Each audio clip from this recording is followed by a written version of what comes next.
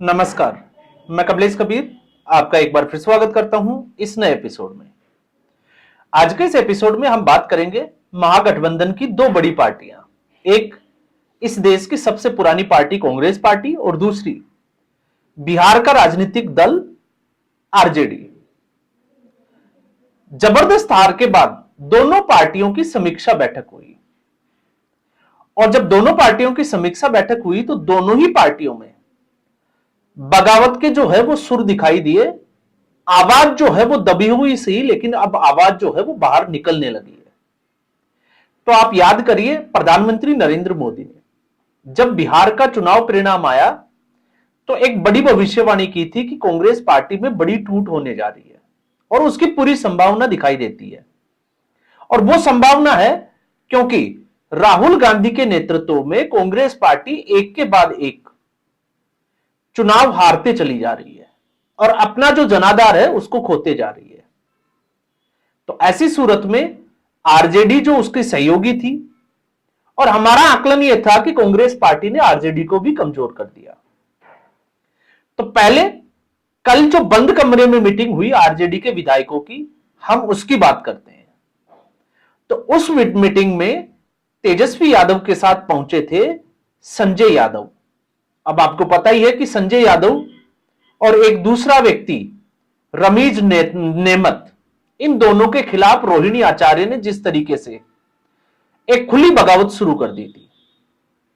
तो संजय यादव हरियाणा से आते हैं और संजय यादव इस वक्त हम कह सकते हैं कि तेजस्वी यादव के भरोसे के, या हम कहें कि सलाहकार के रूप में कार्य कर रहे हैं। उस मीटिंग में होता क्या है, उस मीटिंग में संजय यादव के खिलाफ गो बैक टू हरियाणा के नारे लगाए जाते हैं। तो इससे आप समझ सकते हैं कि आरजेडी के जो विधायक हैं, जो जीतकर आए हैं, वो नहीं चाहते कि संजय यादव आरजेडी में किसी भी भूमिका में रहे। और उसका कारण था कि कांग्रेस की राह पर चलते हुए तेजस्वी यादव ने भी आरजेडी के जो पुराने और अनुभवी नेता थे उनको साइड किया, और जब उनको साइड किया तो आपको उसका रिजल्ट जो है वो परिणाम के रूप में देखने को मिला। अगर 2 सीट और कम हो जाती तो शायद आरजेडी जो है वो विपक्ष की भूमिका में भी नहीं होती। और अगर आपको बगावत की बानगी देखनी है कि बगावत किस हद तक थी, तो इसके बाद क्योंकि तेजस्वी यादव ने संजय यादव को डिफेंड करने के लिए कमान जो है वो खुद हाथ में ली, विधायकों को कन्विंस करने में लगे कि संजय यादव ने इस पार्टी के लिए बहुत मेहनत की है और वो मेहनत तेजस्वी यादव को पता है। लेकिन जब बात बनी नहीं तो तेजस्वी यादव ने सभी विधायकों के ऊपर छोड़ दिया कि वो विपक्ष का नेता नहीं बनना चाहते। अगर उनको लगता है कि इस पार्टी को कोई और मजबूत कर सकता है तो वो उसको विपक्ष का नेता घोषित कर सकते हैं, उसका चुनाव कर सकते हैं। तो आप सोच सकते हैं कि उस मीटिंग में बात जो है वो कहां तक पहुंची। और उसके बाद लालू प्रसाद यादव, उनको इंटरफेयर करना पड़ा और लालू प्रसाद यादव ने तेजस्वी यादव पर भरोसा दिखाने के लिए उन विधायकों से अपील की जो विधायक संजय यादव के खिलाफ नारेबाजी कर रहे थे कि वो तेजस्वी यादव को मनाए ताकि तेजस्वी यादव विपक्ष का नेता बन सके। और उसके बाद सारा घटनाक्रम ये चलता है। तो ये सबको पता है कि परिवारवाद की पार्टी है, तो तेजस्वी यादव या तो मुख्यमंत्री, जीतते तो मुख्यमंत्री और हारते तो विपक्ष के नेता। लेकिन इसके साथ लालू प्रसाद यादव ने रोहिणी को लेकर जो भी मैटर चल रहा है परिवार का, उसके ऊपर भी जो है सीधे तौर पर कहा कि इसको बहुत जल्द जो है वो निपटा लिया जाएगा।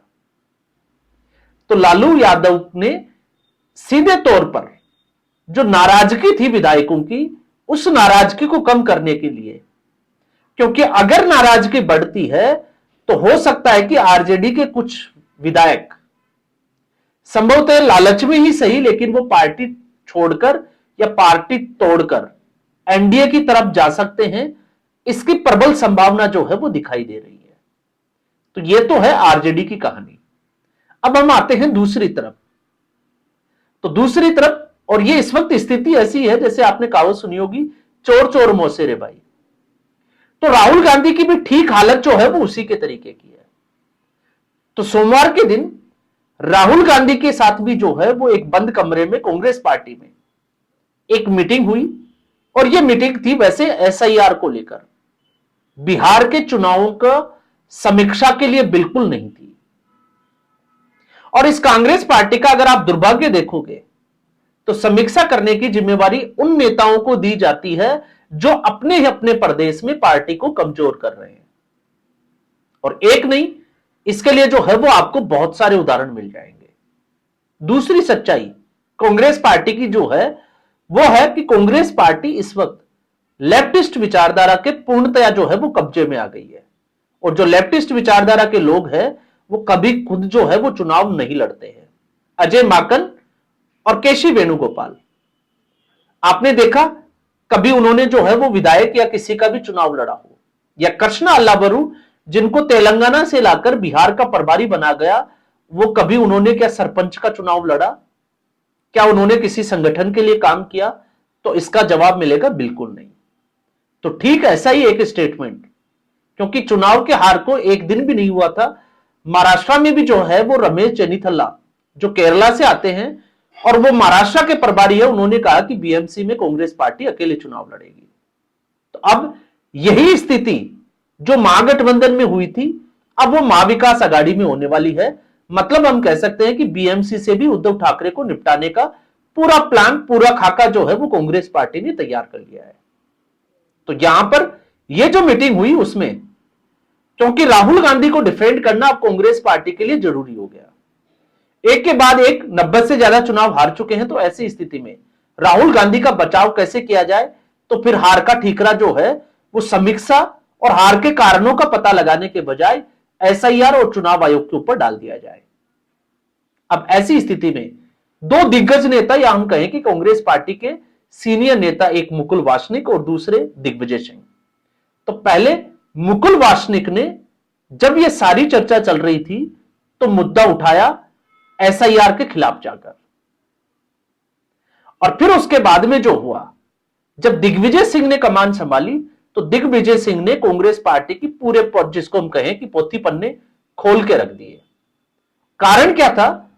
कारण यह था क्योंकि एसआईआर में, या हम कहें कि चुनावी गड़बड़ियों को लेकर कांग्रेस पार्टी जिस पे मंथन कर रही थी कि आगे किस रणनीति पर विचार किया जाएगा, तो दिग्विजय सिंह का कहना है कि कांग्रेस पार्टी में इसको उठाने के लिए बड़ा सवाल है कि चुनावों में हर पार्टी का एक बीएलए होता है, बीएलओ जो कि एक सरकारी कर्मचारी होता है और उसके साथ में पार्टी का एक बीएलए है। तो ऐसी स्थिति में कांग्रेस पार्टी के पास बीएलए कहां है, यह क्वेश्चन किया दिग्विजय सिंह ने। तो आप सोचिए, सबसे पुरानी पार्टी और उस पार्टी में, संगठन में अगर उसके पास में बीएलए नहीं है तो उसकी स्थिति क्या होगी? और यही एक वजह है कि इतना बड़ा नैरेटिव सेट करने के बावजूद कांग्रेस पार्टी ने बिहार में एक भी मतदाता सूची में गड़बड़ी जो है वो सुप्रीम कोर्ट के सामने नहीं रख पाई। दूसरा, दिग्विजय सिंह ने सीधे तौर पर यह बता दिया कि कांग्रेस पार्टी की कमजोरी है संगठन।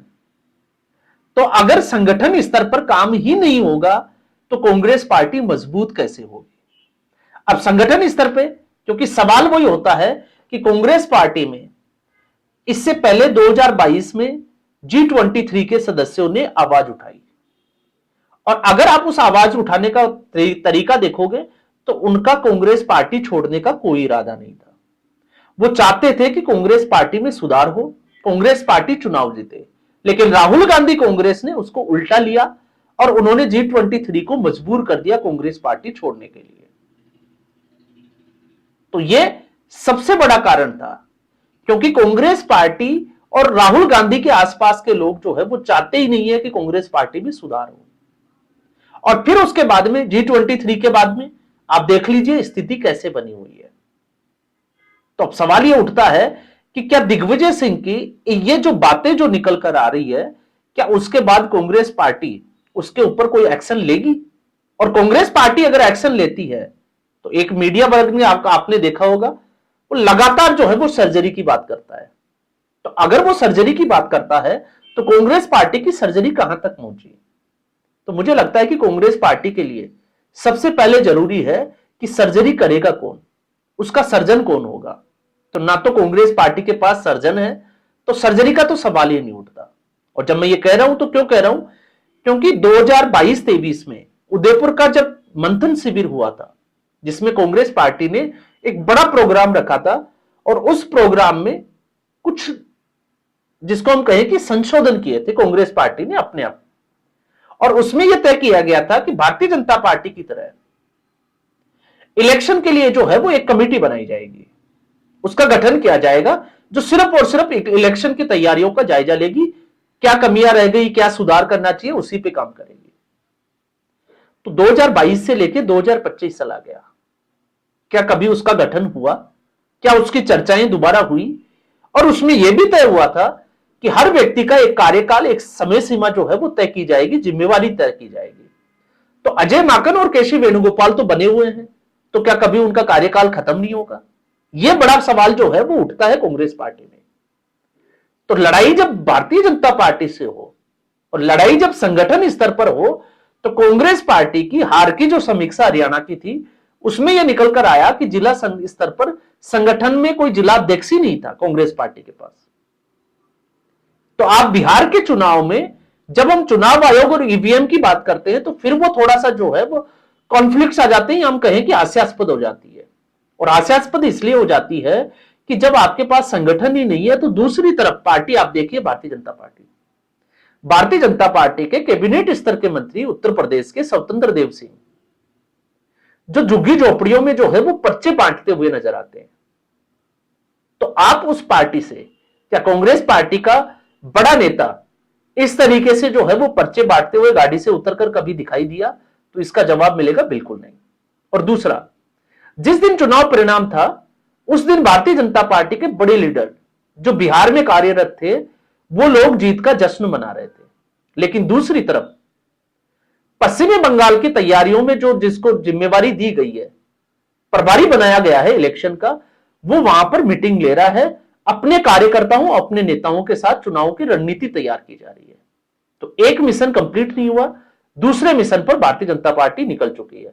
जबकि अगर आप कांग्रेस पार्टी की देखोगे, तो कांग्रेस पार्टी अभी भी इस हार का ठीकरा, या हम कहें कि इस हार का समीक्षा करना तो दूर, इसकी जिम्मेवारी भी जो है वो तय नहीं कर पा रही है। क्योंकि अगर जिम्मेवारी कृष्णा अल्लाबरू की है, तो कृष्णा अल्लाबरू को अपॉइंट किसने किया? राहुल गांधी ने। तो फिर सवाल यह उठता है कि आखिर इन सीनियर नेताओं की सुनी क्यों नहीं जाती? क्योंकि उत्तर प्रदेश जैसे बड़े राज्य में, क्योंकि दिग्विजय सिंह ने तो साफ तौर से कह दिया कि उनके पास में बूथ एजेंट ही नहीं है, बीएलए भी बहुत दूर की बात है। तो अगर उत्तर प्रदेश में 2027 के चुनावों के लिए कांग्रेस पार्टी जाती है, तो फिर उसका आधार क्या है?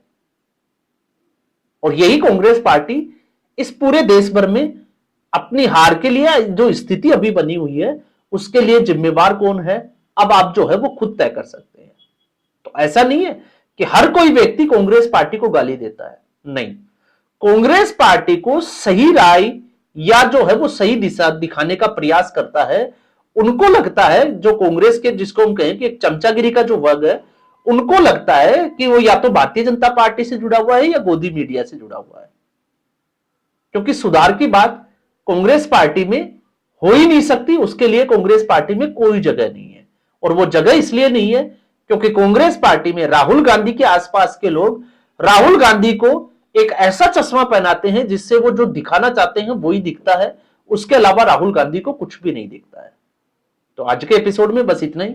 उम्मीद करूंगा वीडियो एपिसोड आपको पसंद आया होगा। वीडियो को लाइक करें, शेयर करें, चैनल जरूर सब्सक्राइब करें। धन्यवाद।